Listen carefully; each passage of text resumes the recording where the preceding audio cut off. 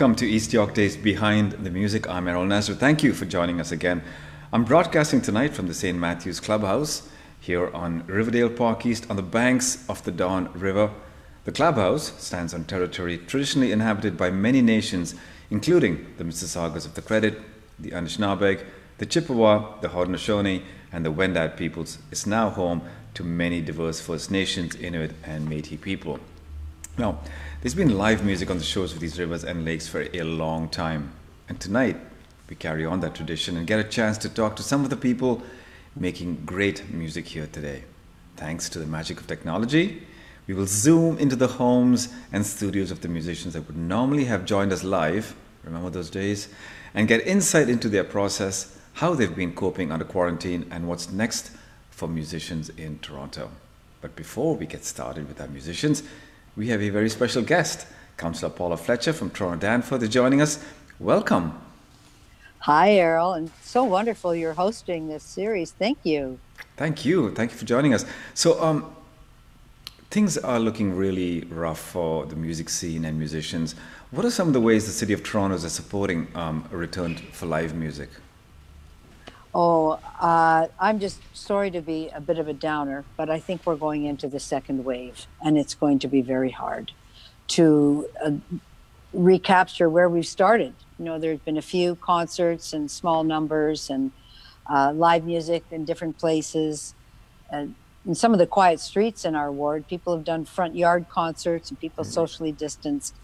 But for what we consider our live music scene, we thought we were going to be starting to go into that. And I think that the second wave is going to push that back. So with restaurants saying no more than 10 and gathering inside and a cap on those outside, I just fear that we're still going to be in a situation where musicians are going to be stuck, not let's say stuck at home, but virtually, going to be playing virtually to people. And that's why these concerts are so important.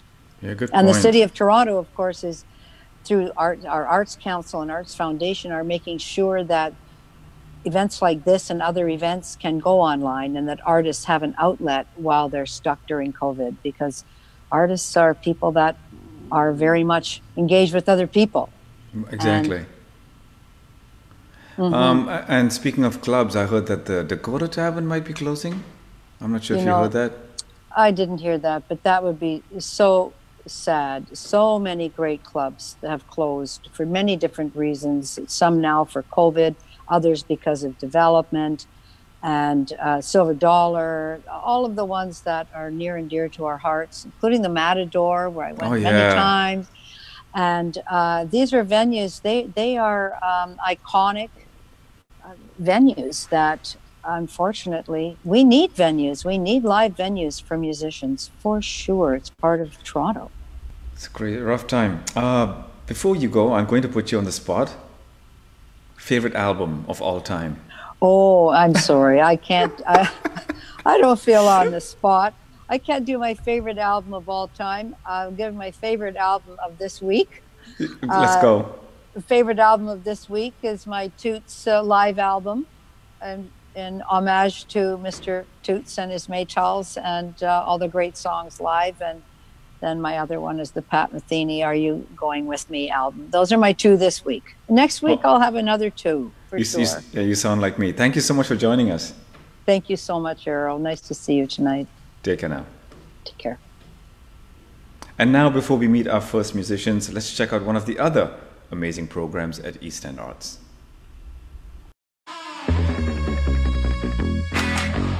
The Girls Mural Camp. The intention is to bring together some young women and give them the opportunity to bring their artwork into a slightly larger scale.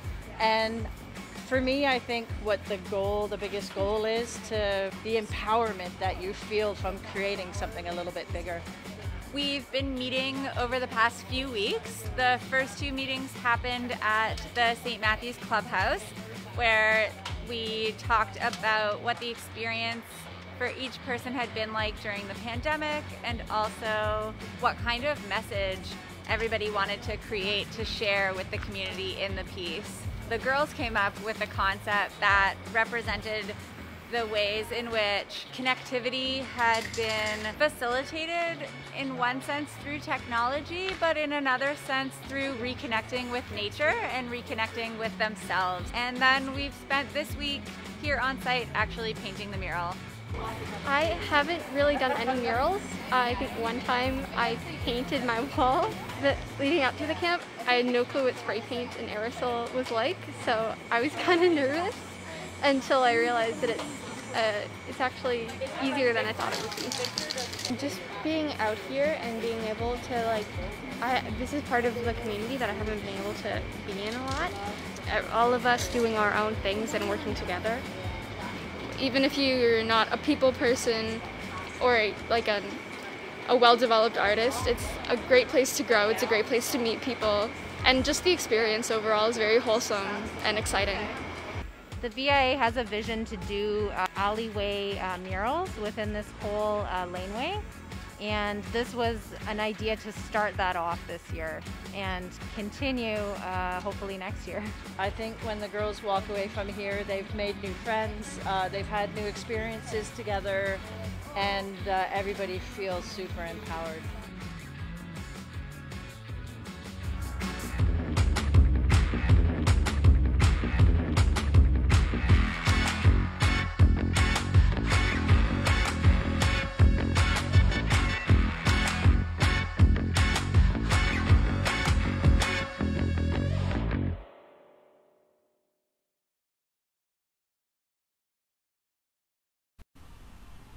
Welcome back, and now it's time to get down to business and go behind the music.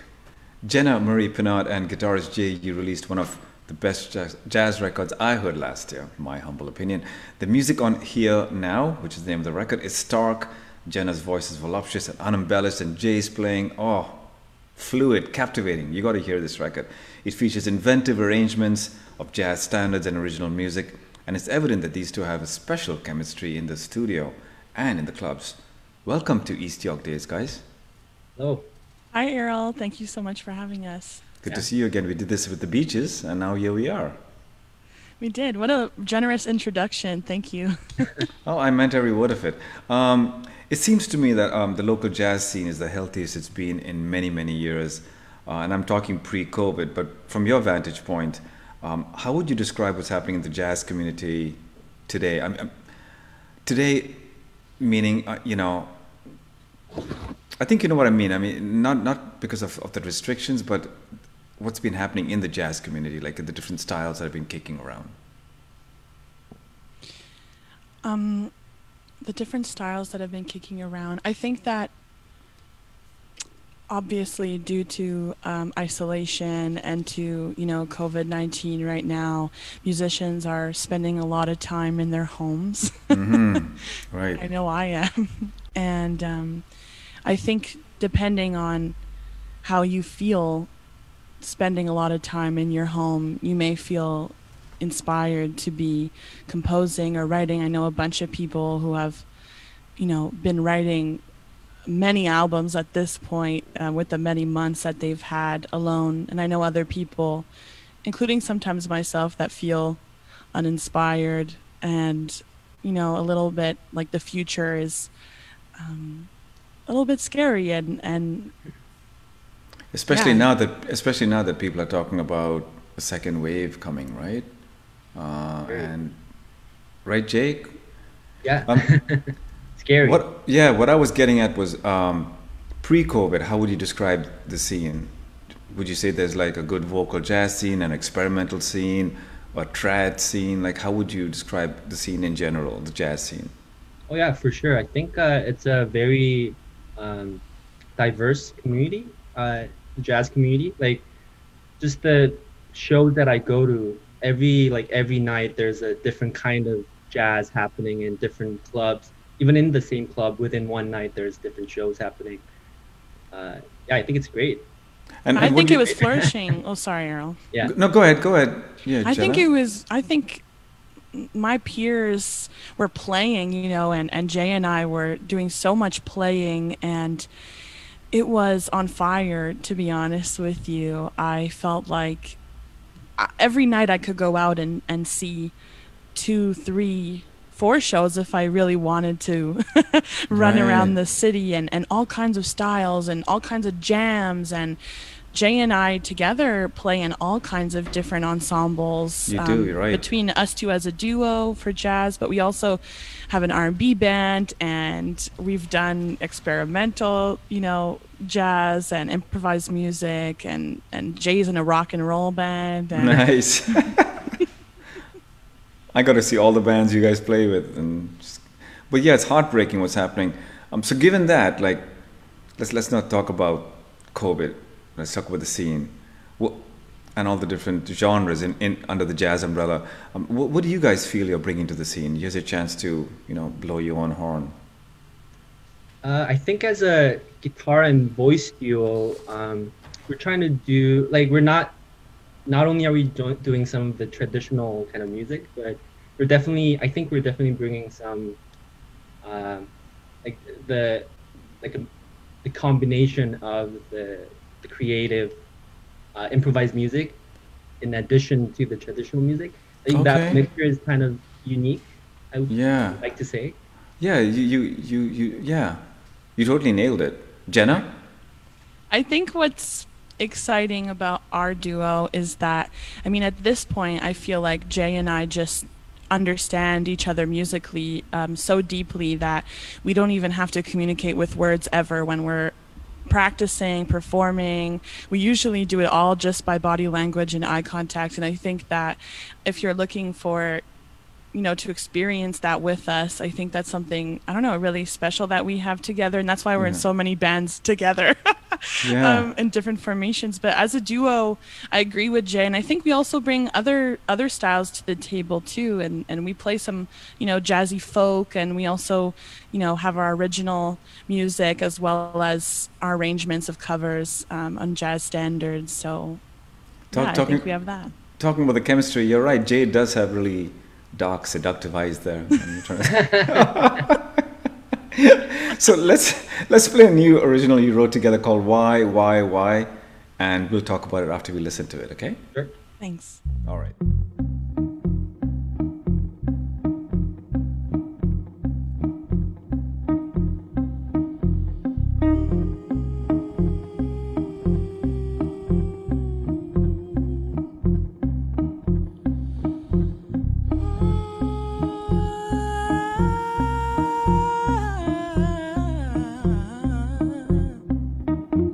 I've been brushing my teeth like you said I should.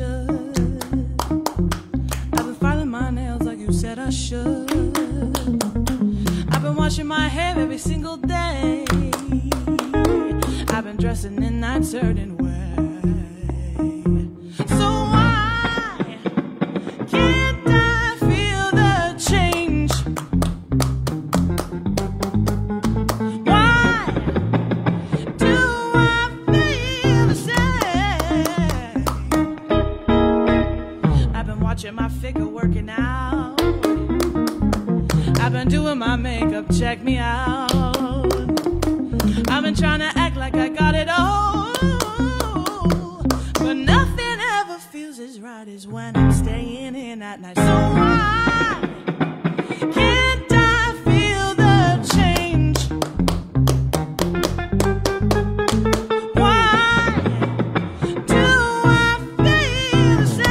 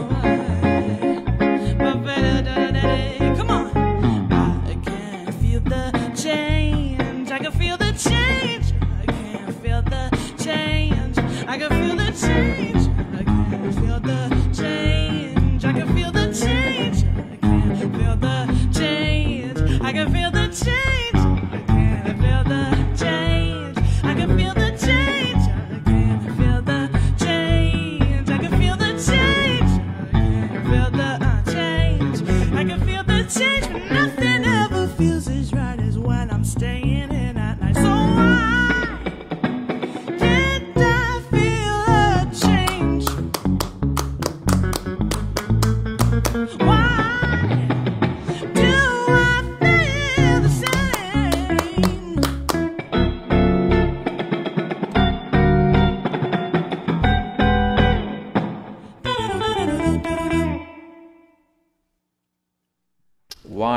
Why is the name of the song you heard.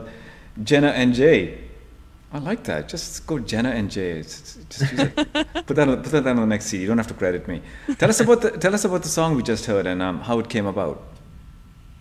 Well, maybe I'll start since for this song specifically, well, Jay and I actually collaborate on a lot of original music together. We've become a little bit of a duo writing partnership, and sometimes it's very rare, or actually I don't think we ever have fully written music sitting in the same room from nothing together. Usually we both bring in some content to work on together. So this is one that I started first on my own, and I wanted to do something that was upbeat because I always write very gloomy music, ballads, slow songs, stuff like that. So I wanted to write something kind of funky that we could play together, as well as in the R&B band that we both play in, which is Jenna Marie Sings R&B. And I wanted to take the musical idea of Aretha Franklin's Chain, Chain, Chain, where it's actually the entire song is on one chord, based on one chord, just like a really funky groove. Okay, yeah. And yeah, I was thinking that maybe I could write something that was simple like that, but that had, some dance capabilities, some dance possibilities. So I started writing it in a more of a straight ahead kind of it is in 4, but a funky beat. And I wrote the lyrics, and I had a couple of ideas, for the chorus and a little bit of this, and then that's when I brought it to Jay. And this is usually where our collaboration starts, when we bring it together. Oh, yeah. Nice. Jay? Well, Jenna actually I think she actually had like the whole roadmap ready when she brought it to me, or we met at a practice room and we started kind of jamming the tune out. That's how we do it, just jam it. And then it was a little bit more upbeat than Chain, Chain, Chain. So like as soon as I started playing it, I heard some kind of a groove, like a more like samba-like groove. And and then I just came up with the bass line, and I think we just went from there. And even in the rough drafts, Jenna had a lot of spaces in between the lyrics. And I think she actually had like that percussive driven kind of rhythm in mind. Okay. And I think the samba-ish bass line kind of helped bring that into reality. And it totally brought it to life too, the samba addition to it, that kind of rhythmic aspect of it for sure. And the bass line is like the grooving, the root of the entire thing now. Speaking of bass lines, there's no better bass line than the one on Rocksteady. Speaking of Aretha Franklin, I mean... Oh, yes, sorry. Oh my... Yeah. Jay thought I was talking about one of his songs. I'm like, sorry, girl. Yeah, like... Me too. I was like, do we have a song? No. No. As if. Sure. Yeah. Not to put any pressure on you guys. You know how much I loved your record. I played it on my show many times, and we talked about it at the beaches and now. But any plans in the work to follow up that record? Are you working on something right now, or...? I mean, we've been talking about it, I think, for... a while. Yeah, we keep I think we're still writing new songs like every now and then, and we do jam every couple of weeks, or like outside or at home.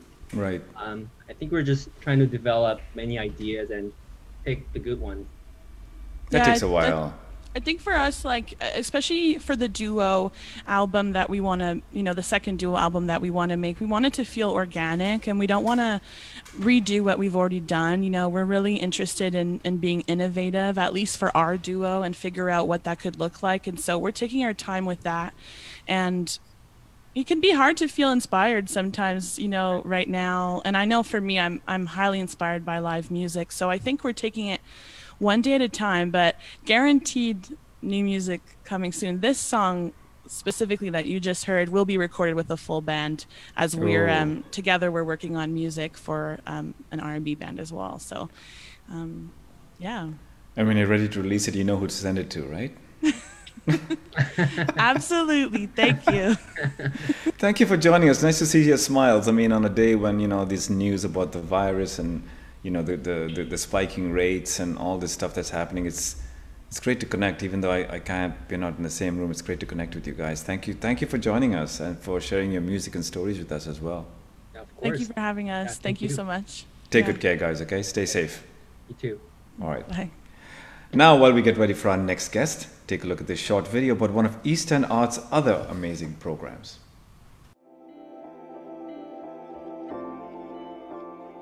There's about 21 screen prints that are here that were all made within a series of workshops around the East End, and we're partly trying to respond to incidents of racism and racist violence, which unfortunately keep increasing in Toronto. The workshops all involve a conversation, a lot of writing and thinking, and this exercise called mind mapping, and then ultimately collaborative design and cutting out a stencil and using a silk screen to make a whole bunch of posters. And then we're also having a bigger group conversation around racism as a system and a much bigger structure, and trying to kind of unpack and dissect how we're part of that. I hope people come in here with like an open mind, so that once they look at the artwork, hopefully maybe even ask questions about it, then they can kind of leave here with like a little bit more information about something that they may not have known.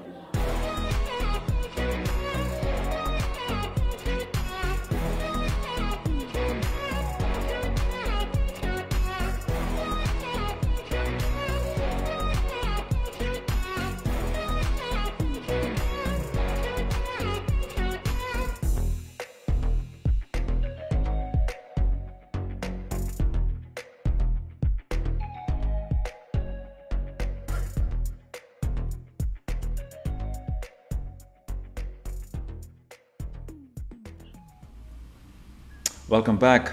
I'm going to introduce you to another one of my favorite singers. Her name is Denielle Bassels. Her music grabbed my ears 3 or 4 years back when she released an album that brilliantly meshed Dixieland, folk and gypsy jazz. I'd never heard such an intriguing mix done so well, so playfully, so artfully.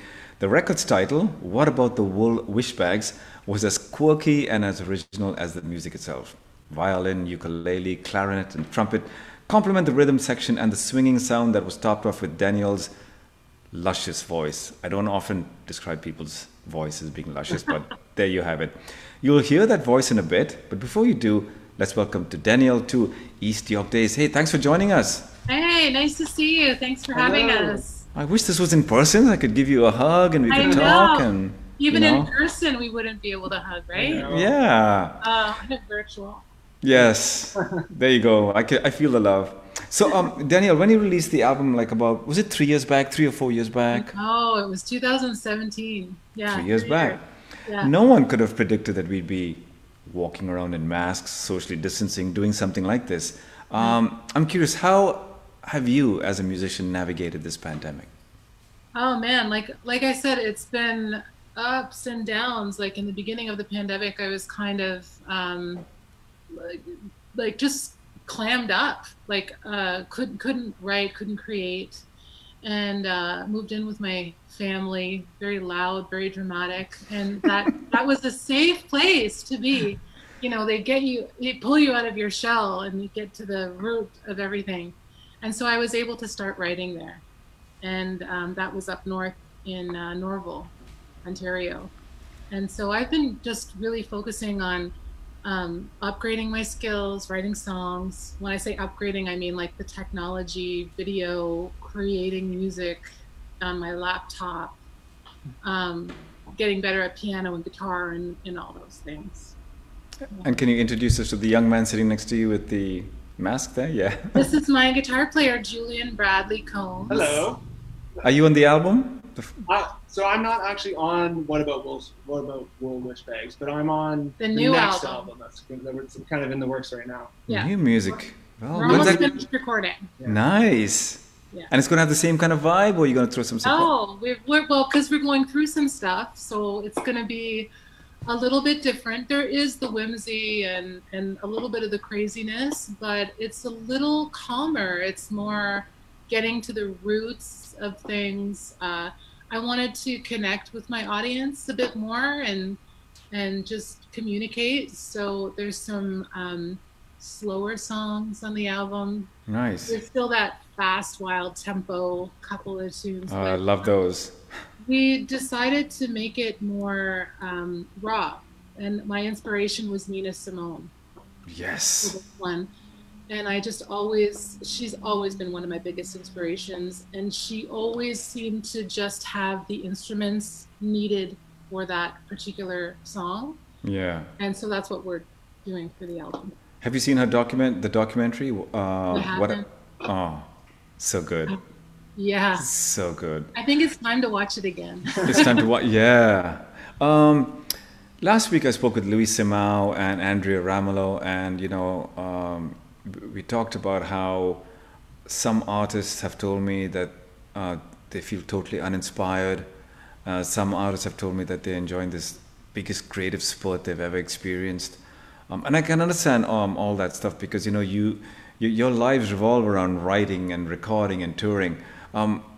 What's your experience been in terms of, you talked about being home and creating and being around family and a different kind of vibe happening, but talk about missing playing in that club or guesting on someone's record. Yeah, that's the biggest part of it, because the reason that I got into it, and I'm sure you got into it, Julian, too, is playing with people. The people, yeah. Playing with our people and playing for the audience, and that interaction that happens when you play a song live, it's night and day. Playing by yourself and practicing versus playing for someone else, and everything that tends to come out, and that connection that you get. And it's been very lonely as an artist, and yeah, it's very solitary.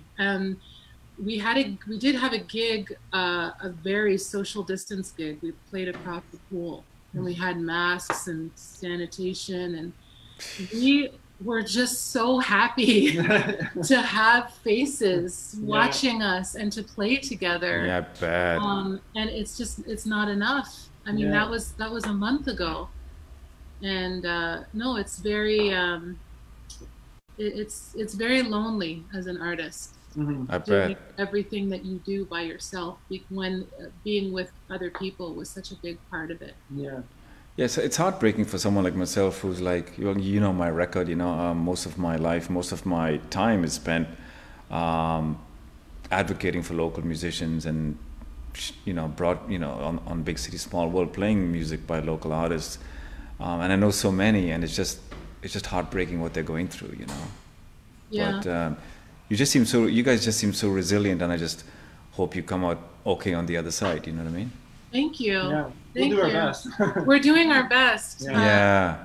And I think we need to reach out to artists, there's a lot of artists that aren't doing so well and aren't reaching out. And I think it's important for us within the community to, give somebody a call that we haven't heard in a while, make sure they're okay.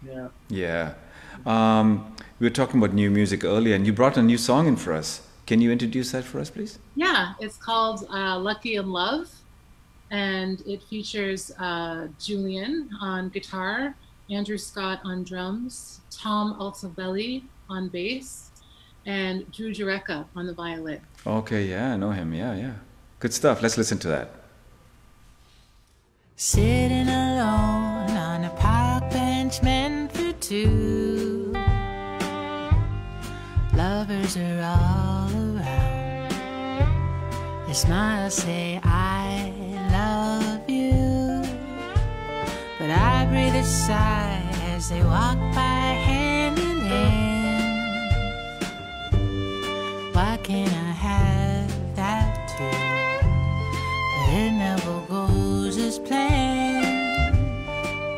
I'd give anything to trade in my lonely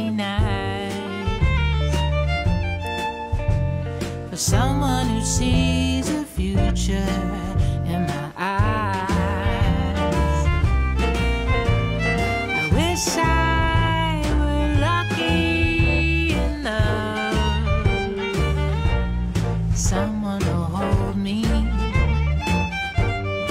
my one and only. For if I were lucky enough, I'd have someone who knows me, and someone to treat me right. If I were lucky enough, walking by the water with a head full of memories, the ones who have let me down, the ones who don't play for keeps. Oh, the windows are stars in the skyline of the city. So there's gotta be somebody out there waiting for me. Oh, I wish I were lucky enough, someone to hold me, my one and only. If I were lucky enough, I'd have someone who knows me, and someone to treat me right. Wouldn't it be lovely to find someone who loves me, someone worthy of this heart, the one I've been dreaming of? If I were lucky in love.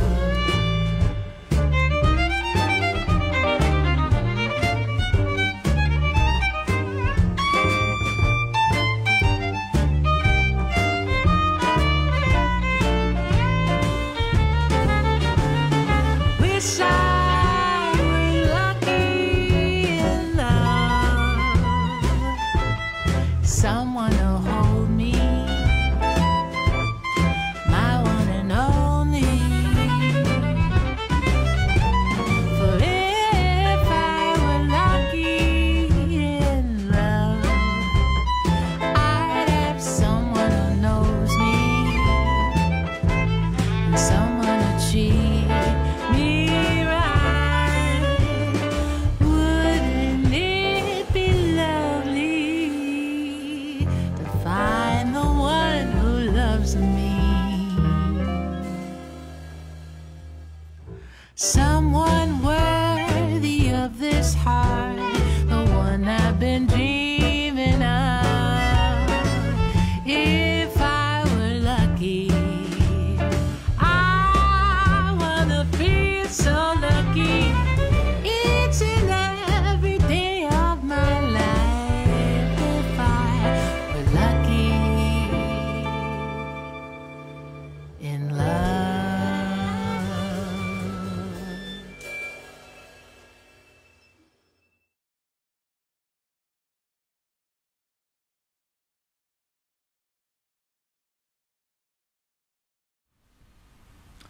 Welcome back, guys. So when Danielle, when your album came out like 3 years back, you told me this really fascinating story behind how you became a singer, and you have to share that with our viewers tonight, please.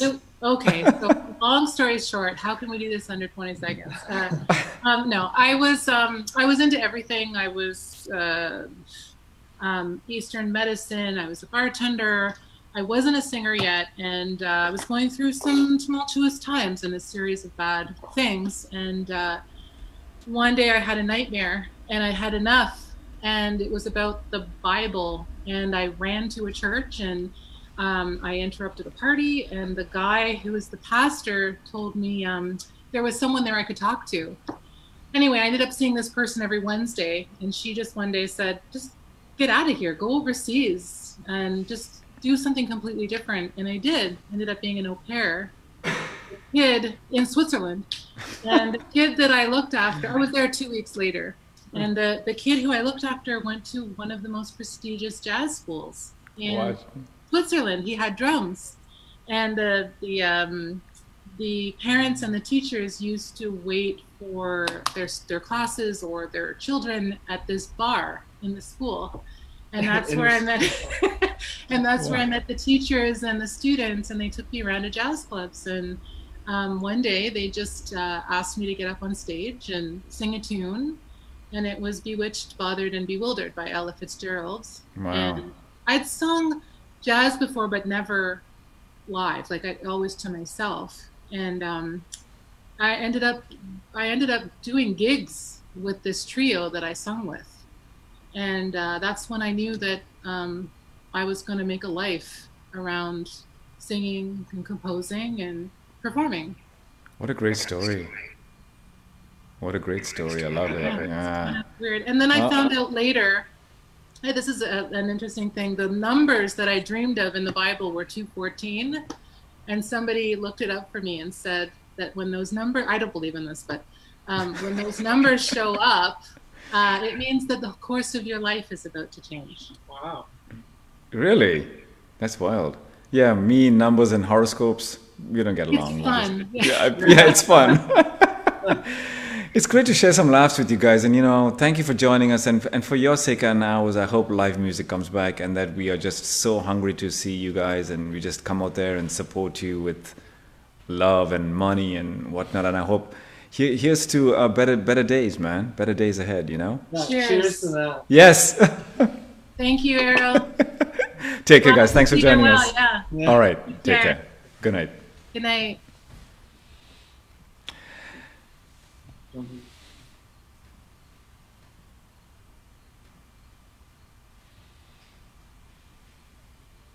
There we go. Okay.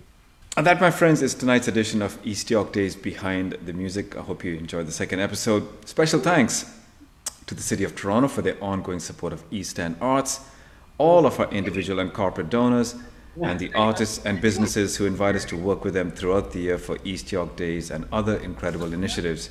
If you want to support East End Arts in our mission to unite, inspire, and enhance the neighborhoods of East Toronto with more arts programs, you can make... No, they really didn't. They just listen to our tune. Sweet. You can make a charitable donation by visiting eastendarts.ca or reaching out to us on your social media platforms of choice. Thanks once again to Jenna, Jay, and Denielle for hanging out with us, and thank you for joining us tonight. I'll see you next week when we'll meet two more brilliant artists from Toronto. Remember, please wear a mask, wash your hands, stay safe.